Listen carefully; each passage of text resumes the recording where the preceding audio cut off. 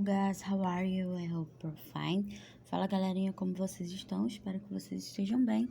Vamos dar início agora à nossa aula de número 24, referente ao dia 7 de dezembro de 2020.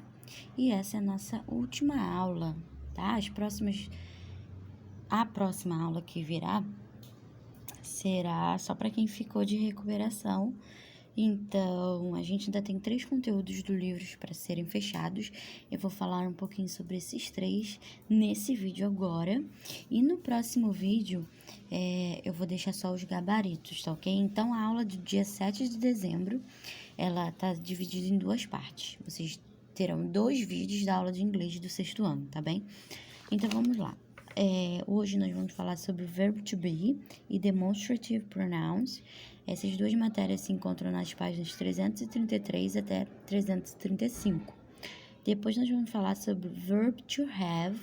Essa matéria vocês encontram nas páginas 340 até 342. E a última matéria que veremos será definite and indefinite articles e fruits. Essas 2 matérias vocês encontram nas páginas 347 até 350. E vocês também ficarão com os exercícios. Então, vamos lá. About verb to be. Sobre o verbo to be. Ele significa ser ou estar, tá? Então, ele pode aparecer sozinho, como acontece nos tempos verbais simples, ou como verbo auxiliar, como nos tempos verbais contínuos. No geral, frases com o verbo to be podem aparecer de 3 formas diferentes: afirmativa, negativa e interrogativa. Na forma negativa, deve-se incluir a partícula not depois do verbo, e na forma interrogativa, o verbo sempre deve vir antes do sujeito.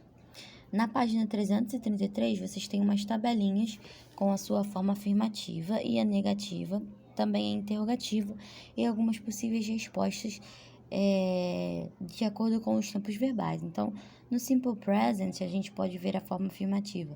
I am, you are, he is, she is, it is, we are, they are. Esse aqui é o mais comum que a gente pode encontrar. A forma negativa é só você repetir isso colocando not no fim de cada estrutura. Já a forma interrogativa, como foi dito, o verbo passa para frente do sujeito. Então, se o sujeito é I e o verbo é am, aí a gente troca, fica am I, are you, is he, is she, is it, are we ou are they. Possíveis respostas para tag questions, para respostas rápidas, tá? Então fica yes I am, no I'm not. São respostas também completas, tá? Porque tem a afirmação ou a negação, que é yes ou no, e aí vem o sujeito, que nesse caso é I, e o verbo am. Se for negativa, am not, tá ok? Essa tabelinha vocês conseguem encontrar na página 333. E lembrando que a forma afirmativa e a negativa, elas geralmente terão a contração do verbo, que é a forma abreviada, tá? A gente sempre usa o apóstrofo e tira uma letrinha. Tem um quadrinho escrito Pay Attention sobre isso na página 333 também. Já na página 334 do livro de vocês podem ver outras formas do verbo to be, que é simple past, que fica I was, you were, he was, she was, it was, we were, they were. Na sua forma negativa também, que é só para colocar o not atrás. Na forma interrogativa é a mesma coisa. Se o verbo agora é was, porque está no passado, e aí a gente coloca o verbo na frente do sujeito. Was I, were you, was he, was she, e por aí vai. Vocês também vão encontrar o simple future, que o verbo no caso auxiliar é will, e o be ele vai se repetir. Então, só vai mudar o sujeito, que vai ficar I will be, you will be, he will be, she will be, e por aí vai. Como eu disse, se o verbo é will, ele vai passar para frente do sujeito na forma interrogativa, que vai ficar will I be, will you be, e por aí vai. Agora nós vamos ver rapidinho. Eu deixei aqui nos slides os exercícios de forma separada. porque vocês podem ver uma parte do vídeo e corre para fazer o exercício no livro, para não ficar muito embolado. Então, os exercícios referentes ao verb to be, eles estão nas páginas 336. Esse hashtag quer dizer que são só esses exercícios, tá? O número 1, 2 e 3. Já na página 337, vocês têm o 5, 7, até o 5, 7 ao 10 e depois 12 ao 15. E já na página 338 é a página inteira. Agora nós vamos falar sobre o demonstrative pronouns. Os pronomes demonstrativos indicam a posição que cada ser ocupa no espaço, se é perto ou longe de algum ponto específico. Em inglês, temos 4 pronomes demonstrativos. São eles: o this significa este, esta, esse ou essa. O that significa aquele ou aquela. O these significa estes, estas, esses, essas. O those significa aqueles ou aquelas. Usamos, então, this quando nos referimos a um substantivo que está perto de quem fala, e that quando estiver longe. Por outro lado, usamos o this quando temos mais de um substantivo que está perto de quem fala, e those quando estão longe. Aqui no slide eu botei de uma forma simplificada, porque a gente pode ver esses 4 pronomes como pares. Por exemplo, o this e o these, eles podem ser par, o this sendo usado no singular e o these no plural. Ambos serão usados para quando o objeto está perto de quem fala. Já o that e o those, formando os pares, vai ser a mesma coisa. O that vai ser no singular, o those no plural, e ambos serão usados para quando o objeto estiver longe de quem fala.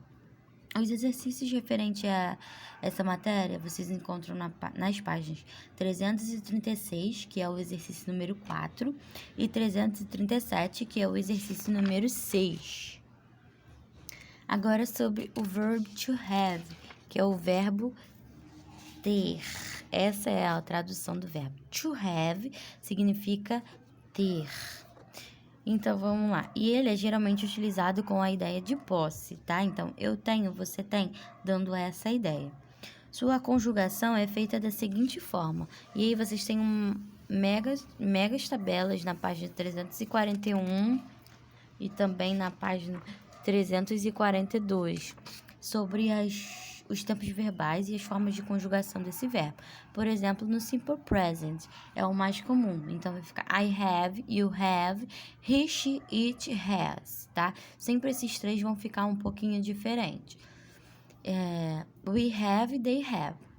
A forma negativa, a gente tem que colocar do not, porque o do é o auxiliar do present e o not é a negação. Então, vai ficar I do not have, you do not have, e por aí segue a tabela. Para a forma interrogativa, a mesma coisa de sempre, galera. Pega o verbo auxiliar, passa para frente do sujeito e o resto repete. Então, fica do I have, do you have, does he have, does she have, does it have, do we have or do they have. Já no simple past, vocês vão ter que tirar o have e colocar had, tá? H-A-D. Então, vai ficar I had, you had, he had.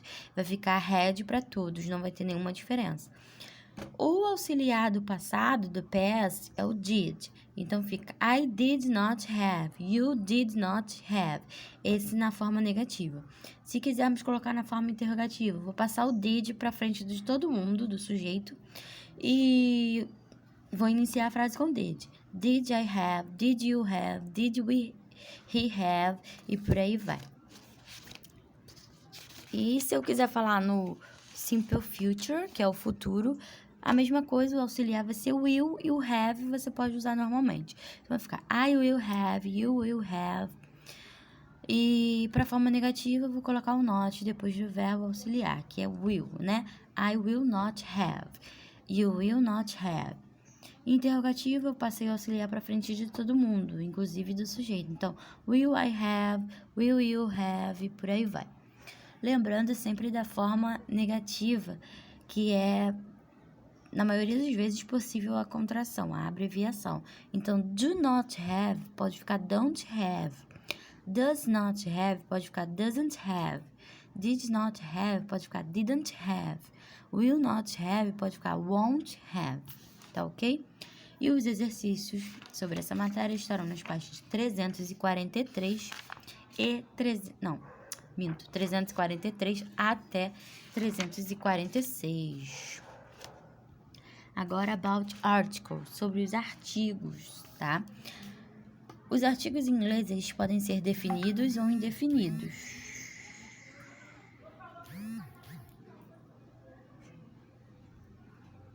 Então, os artigos em inglês, eles podem ser definidos ou indefinidos. Eles precedem substantivos que, no geral, estão na forma singular. Os artigos indefinidos são a e an e significam um ou uma. E the, que é the, é o artigo definido e significa o ou a ou os, as. Os artigos indefinidos se diferem de acordo com a palavra que vem depois, ou seja, o substantivo. Quando o substantivo começa com vogal ou som de vogal, usamos a an. E quando começa com consoante ou som de consoante, usamos a. Por exemplo, astronaut, que é astronauta. Essa palavra, ela começa com uma vogal, que é a A. E aí a gente vai usar a N, tá? No caso de university, ela começa com uma vogal, que é o U, mas ela tem som de consoante, que é no caso o Y. E aí a gente vai usar o A. Mas é diferente de tree, que significa árvore, começa com T. T é uma consoante, tem som de consoante, e aí a gente vai usar o A. Tá bom? É bem tranquilo. Esse é bem de boa. E aí a gente chega agora no artigo definido, que é usado em várias situações. Por exemplo, substantivos que foram mencionados anteriormente, ou substantivos únicos, ou nomes de rios, oceanos, desertos, ilhas e etc. Ou adjetivos que são usados como substantivos no plural, países com nomes compostos, nomes próprios que indicam grupos de pessoas, como famílias, instrumentos musicais, ritmos e danças, e nomes de jornais. E também tem as situações que não devemos usar o artigo definido, que é quando temos nomes de cidades, países, continentes que não sejam compostos, né? E antes de nomes próprios e pronomes possessivos. E também quando tivermos substantivos contáveis no plural ou substantivos incontáveis com sentido genérico. E também quando tivermos substantivos abstratos ou que se referem a materiais, ou então nomes de esportes, disciplinas acadêmicas, estações do ano, dias da semana e etc. Tá ok? Então, o artigo definido ele é um pouquinho mais complicado. Eu vou pedir para que vocês leiam na página 348 e 349, que é onde tem exemplos com o uso ou não uso desses artigos definidos. Então, os indefinidos é muito fácil. Olha o substantivo, vê se ele começa com A, com vogal ou consoante. Se ele começar com vogal, a gente vai usar AN. Se ele começar com consoante, a gente vai usar A. Sempre se atentando para o som dessas primeiras letras, porque nós temos consoantes com sons de vogais e vogais com sons de consoantes. Os exercícios sobre essa matéria vocês encontram na página 351, que serão os números 3, 4, 6, 7, 8. Na 352 toda a página, assim como na 353 e 354. E aí, a gente chega para falar de uma coisa mais leve, que são fruits, são as frutas. É uma matéria originalmente de vocabulário, então é só você ler e gravar o máximo que você conseguir. Por exemplo, apple é maçã, orange, laranja, strawberry, morango, watermelon, melancia, pineapple, abacaxi, pear, pera, peach, pêssego, lemon, limão, banana é a banana. Cherry, cereja. Avocado, abacate. Coconut é o coco. E grapes são as uvas. Vocês encontram exercícios sobre essa matéria na página 351, sendo os números 1, 2 e 5, tá? Então, é isso, galera. Leiam bastante o livro, porque essa aula foi bem corrida. Nós vimos três assuntos numa aula só. Mas não fiquem preocupados, porque a prova de vocês já está pronta, então tá bem tranquila. E eu vou pedir para que vocês não esqueçam de conferir o gabarito no próximo vídeo, tá bom? Então, bye bye, guys!